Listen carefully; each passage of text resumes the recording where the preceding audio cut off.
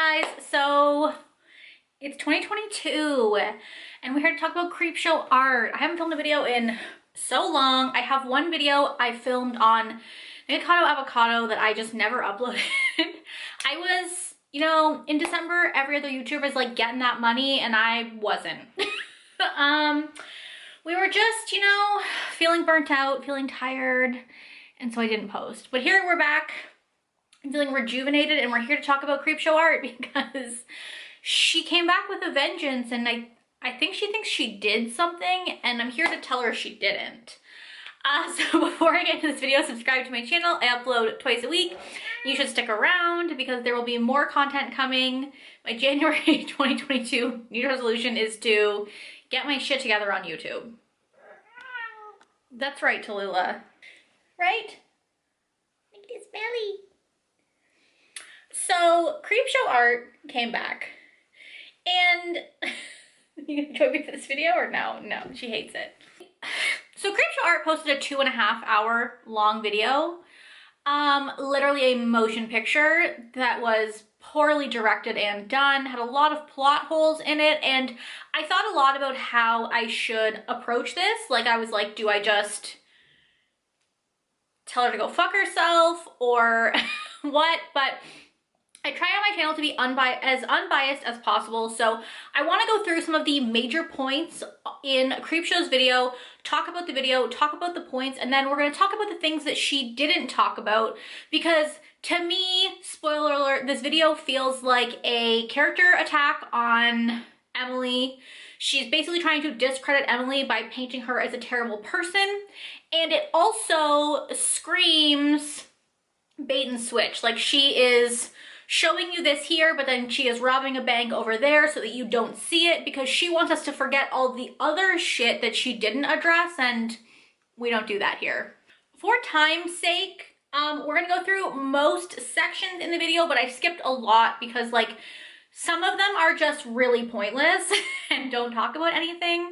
So Creepshow Art starts this video with a lie. She says the video has been uploaded for one of two reasons. Either she reached a settlement with Emily, or she has sued Emily from defamation and has like come out the other side, which implies that she won. Neither of these things happened. So we are 10 seconds into her video and we're already lying. Emily has said that Shannon's lawyer sent her stuff, but that asking her to delete everything, and Emily basically just said no, and that's where they left it. So like, I have a feeling what happened was Shannon realized she didn't have a case, and so she decided to do this instead. So let's briefly touch on the parts. So part one is about the relationship, where she tries to discredit Emily's relationship with Anthony. She tries to discredit Emily by saying that Emily has made a lot of videos in the past about exes and how they treated her terribly, and in these videos she had never mentioned Anthony before. So she's saying because she had never mentioned Anthony, that means that Anthony wasn't abusive, period, point blank, end of story. Except that's not how trauma works, that's not how assault works. Emily has said herself that she was trying to placate Anthony and she didn't want to anger him, so she wasn't going to mention him online because she knew he was watching. And on top of that, it can also take you a long time to realize what assault was. Emily said herself that she didn't realize that what Anthony did to her was RAPE until she had discussed it with a therapist, because she was so high she couldn't consent. But she didn't understand that, you know, because she didn't technically say no, that wasn't assault. So that's just not how trauma works. She also claims that Anthony has been sober for 10 years and there is no way in hell he would have associated with Emily when she wasn't sober. But like, again, this means we're taking Anthony's word for it. And like, no thank you. We don't trust Anthony right now. Not even a little bit. Like, a lot of this video is just Shannon saying like, that didn't happen, or this happened, or Anthony broke up with Emily. And it's like, okay, but like you're like, I understand why you would take your husband's word as truth, but like, we're not going to take Anthony's word as truth. So you need to provide receipts. And a lot of what she is showing is missing receipts for any of the actual damning points that she has in this video. So she claims that Emily was sober during this period. Like, she shows old blog posts from like 2012 where Emily says that she's sober. And here's the thing. Shockingly, drug addicts sometimes lie. I know. Like, if she had said she was sober and then relapsed, she may have been too embarrassed to tell you that she relapsed. Like, that's totally fucking normal. And again, if your whole point is that Emily is a liar, how do we know she wasn't lying there? Emily also posted a police report on Twitter, which is like, this is so fucking disgusting that we are now arguing about Emily's timeline of sobriety, but she posted a police report where she was arrested for a DUI because she had H in her system still in 2013, so there was proof that she was not sober in 2012. So that basically puts Shannon's entire story here to rest. And again, like, why? Like, you weren't there, Shannon. I understand you don't want to think your husband is an R word, but like, this ain't it. Questioning someone's sobriety is not it. There's been like a lot of posts about like Emily saying she had mental health issues when she was a lot younger. And like, I'm not sure if the point of these is to discredit Emily by like using her mental health issues against her, or to just show that she was like a cringy teenager at one point in her life. There's a lot of that in this, but like, we don't care. Like, literally no one cares. This isn't about, like, Emily, here's the thing. Emily has said that she was a shitty person. She was a toxic person. Most people who are addicts, that makes them a worse version of themselves, and they do shitty things during that period. And Emily has said she was a shitty person during that period, and she has basically, you know, taken accountability for that. So I don't know why you're bringing it up again. I don't know why you expect me to hold something against someone that they did in 2012. Part 2 in this fucking video is literally called heroin. I'm gonna, like, how fucking disgusting are you that you labeled this part heroin and then try to, like why?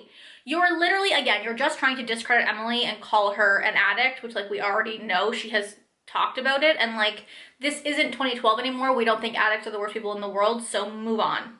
The only interesting point Shannon really makes in this video is in this part where she shows that Emily has a pattern of calling her exes abusive.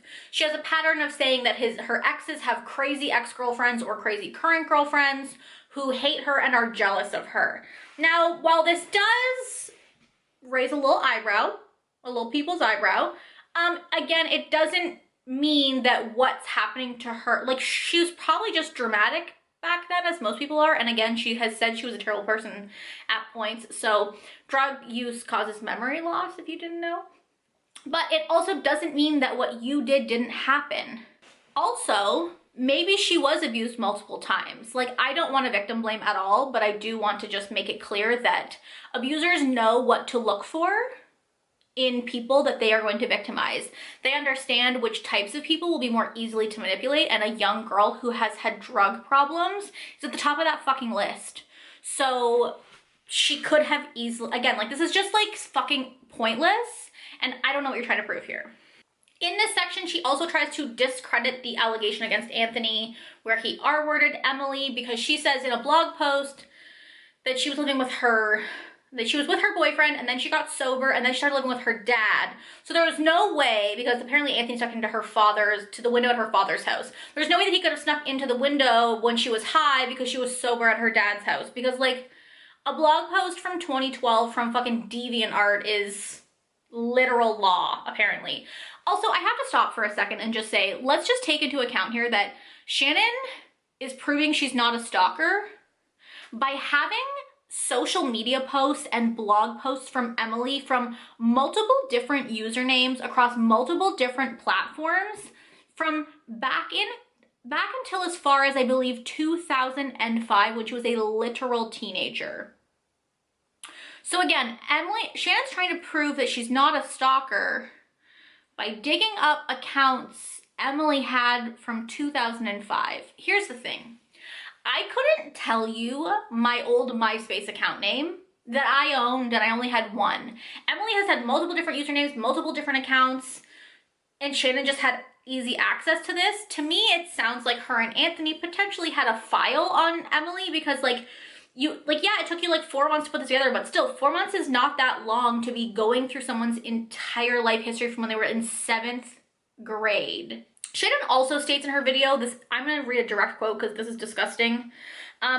this is what she says, and I quote, "She also changes her story to state she invited him over at some point looking to hook up, but she says she was too high to consent." That's not a changed story. Emily says that she invited him over to hook up, but when he got there, she was so high that she was nodding in and out of consciousness, and that Anthony still did what he did, and that is the R word. I'm sorry, like, also the fact that Shannon's entire fucking channel is built on being a social justice warrior, and she's out here fucking Gabby Hanna-ing it up and trying to be a rape apologist is wild to me. Like, I understand it's your husband, but like, shut the fuck up. That is not how consent works, just so you know. So then in the next section, she tries to, this is probably the only other credible point she makes, is that Emily has had other online harassers in her life. She shows posts where Emily says she was harassed in like middle school. And then also after that, Emily has a account on YouTube called Emily Sugarfruit where she reviews anime. In one of the videos, Emily was the OG hot tub streamer. She posted an anime review in her bathtub, and okay, Shannon includes like 20 minutes of videos of fucking anime boys being just enraged and calling Emily a hoe, you know, so that Shannon didn't have to do it herself, because there's no other fucking reason to include these videos. She claims they were proof that the video existed, but like, I didn't need 25 videos proving it of men calling her a hoe because she did a review in a bathtub. But apparently these men started harassing her in the anime community, and it pushed her out of the anime community. So Shannon's point here is that Emily was harassed by other people, so it couldn't have been her and Anthony, or like it was so far back that it was actually these anime people and not her and Anthony. And like, again, it's so funny because later in the video, Shannon says, "Two things can be the same. Emily and I could have gone through the same thing." You know what else could be the same, Shannon? Emily could have been harassed by more than one people online. Sure, maybe she was harassed in the anime community. Maybe she was also harassed by you and Anthony. Like, showing that other people did this does not show that you also didn't do it, and it also she could have been being stalked and harassed on multiple sides of this, and so it was hard for her to differentiate who it was, because generally a stalker doesn't pop out of the fucking bush and show you their face. She also then tries to prove that Emily wasn't homeless by showing selfies of Emily with a hot pink wall behind her and saying that she knows this is Emily's bedroom at her dad's house. Remember when Shannon was trying to prove she wasn't a stalker? Because like, I think she might have forgot that part. Then there's an entire section about how Emily was never actually a model or a makeup artist, and like, why do we care? Like, so much so that Shannon found the boutique that Emily worked at and dug through Yelp reviews to prove that Shannon didn't leave her a negative review. Emily's story was that Shannon and Anthony had left a negative review that had gotten her fired. So Shannon dug through Yelp and said that there was no negative reviews except for one like Karen review, so that it couldn't have been her and Anthony. But like first of all, the fact that you found the place she worked at and dug through reviews from like 5 years ago is like not suspicious. Second of all, just because there was no negative review on Yelp does not mean it wasn't somewhere else. Like, Shannon then goes on to say that Emily couldn't have been that afraid of being stalked because she was posting vlogs and stuff with her location in it. And I will say, like, you could make this point, but like, some people are just stupid on the internet, if I'm being honest with you. Also, Emily is posting these videos like after the fact, so maybe she felt a little bit safer that way. Like, she wasn't showing her fucking house. She was showing like a cafe she goes to sometimes. And like in the clip Shannon shows, Emily says, "This is one of my favorite cafes, but I don't get to come here very often." So it's not like someone could stalk her there. I mean, I guess they could, but like, and again, Shannon is showing clips from deleted videos in this video. Shannon, did you have these saved? And if so, why? So then she goes on to talk about YouTube drama and say that the hate she was receiving online was because of the Rewired Soul drama. But again, Shannon claims specifically that one account, Dat Boy with a bunch of numbers behind it, was not her. But I want to stop here to say this. She says specifically this one account wasn't her, and she says like the other accounts weren't her, but she doesn't specifically discuss them. And I went back and I watched my original video, and one of the major nails in the coffin for me in that video was that Emily reached out to Shannon and told her she was going to give her a restraining order just for peace of mind. She was like, if it's not you, then it's whatever, because we don't see each other anyways. And if it is you, at least I like have that peace of mind there. And right after Emily messaged that to Shannon, a sock puppet account named Brita Filter messaged Emily and said, oh, my brother is the one that had been doing this. He's 15. Mind you, this has been going on for 5 years, so the point of the story is that he was stalking her since she was 10. And in previous Snapchats that Shannon's trying to say wasn't her but didn't prove it very well, they had mentioned how it was like they had talked about being a child in them, or like younger, being with their parents. And so this Brita Filter account was like, oh, I found my brother has been stalking you. I'm so sorry, he's gonna stop. And when Emily asked them to FaceTime to prove that it wasn't Shannon and Anthony, they refused. And again, the coincidence here is that right after Emily confronts Shannon about a restraining order, suddenly this sock puppet account messaged Emily. The timing is just too perfect. And the fact that it ties in with other harassing messages that she got previously is too coincidental that that was the smoking gun for me. That was the point in Emily's video where I was like, oh fuck, that's definitely her. Allegedly it could be her.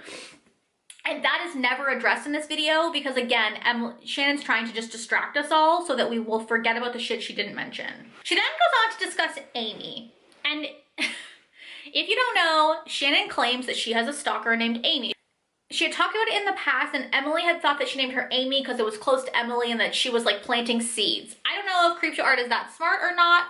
However, she shows old emails from a girl named Amy in the video to prove that this happened.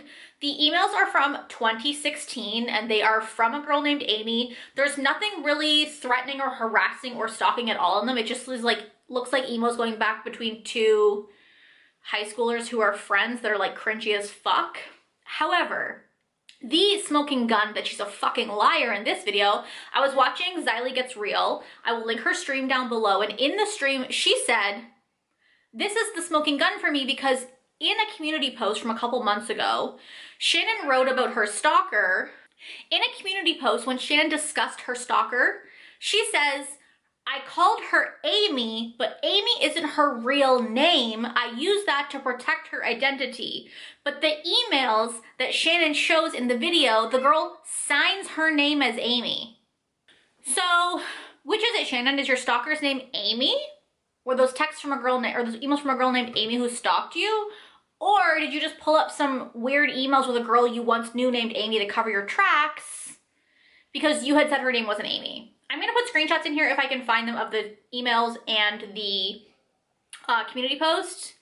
But if you don't see them, it's because I couldn't find them because maybe Creepshow has deleted the community post by now, but like, you're a liar. Then Creepshow goes into a bunch of stuff that like is not important. She talks about a video that Emily posted where she talked about a 13-year-old girl she was dating. Emily has since said that, sorry, I'm petting my cat because she won't stop screaming. That's why I'm leaning this way. Emily has since said that the 13-year-old in the video she talked about was actually her and that she like switched the ages just to like make herself feel better in the video. She said like it wasn't okay, but like that's what it is. She also posts a bunch of like posts that Emily posted that were shitty from like 2012 and like 2005 of her like calling girls fat and being a pick-me and like also how she was like obsessed with a teacher when she was literally in 7th grade and how that makes her creepy. Like the whole situation again, like this stuff is there for no reason other than to say, look at how shitty Emily was when she was 12, she must still be awful. Here's the thing, people change, especially when they're recovering drug addicts, and you cannot hold this girl accountable for, first of all, you're holding this girl accountable for shitty things she said, including gay slurs from 2012, but the whole point of this video is to distract from the fact that you were caught saying racist, transphobic, homophobic shit on LolCow less than a year ago. So you want us to hate Emily for what she did when she was like 20, but you refuse to take accountability for the shit that you did a couple years ago. And that's my issue with this video. It's just all fucking smoke and mirrors trying to distract from the real issue. She doesn't talk about the sock puppet accounts that actually make sense. She doesn't talk about lolcow at all. Even with the Emily Artful stuff aside, the lolcow stuff was the original smoking gun that everyone was fucking done with you for. You didn't, remember when that first came out? She said that Amy, her stalker, had spoofed her IP address and her cookies on multiple different devices to pretend it was her in what? The hopes that one day someone from lolcow would find out that she was breaking the rules and expose her. Like, it made no sense. It was clearly a fucking lie, and that's why she didn't touch on it at all in this video, because she knows it was a fucking lie and she knows that nobody believed it, but that was her original response to all of this. So basically the moral of the story here is that Shannon's video was fucking pointless. It was a character assassination on Emily, which, like, I don't think anyone thought Emily was a perfect person. She had been pretty upfront about the fact that she was toxic in her past and that she had substance abuse issues. None of her points make fucking sense, and she tried to prove that she wasn't a stalker by literally telling me Emily's life story from when she was 7 and having screenshots of social accounts that, like, how would you know that Emily had these accounts? Like, it's very clear to me that you had this information somewhere already, because, like, this is like creepy level shit. And I don't think for a second that she just found all of this information after everything happened. I think she had a lot of it. I think she was just compiling it. I think she was trying to figure out what the best route to go would be, but this wasn't it. And again, where's the lolcow stuff? Where is it? I don't see it, do you? So, Creepshow Art is just like a fucking mess. Her video was awful. Please don't spend 2 hours of your life watching it. It wasn't worth it. It has 1,000 likes and over 23,000 dislikes from last checking. You can get a browser extension that tells you YouTube dislikes still, don't worry. And that is all I have to say on that. Thank you guys so much for watching. I would love to know down below in the comments what you guys thought about this whole situation. Did it make you think differently of Emily? Do you think Creepshow Art was just grasping at straws and just made herself look even worse? Would love to know. Thank you guys so much for watching, and I'll talk to you guys next time. Bye!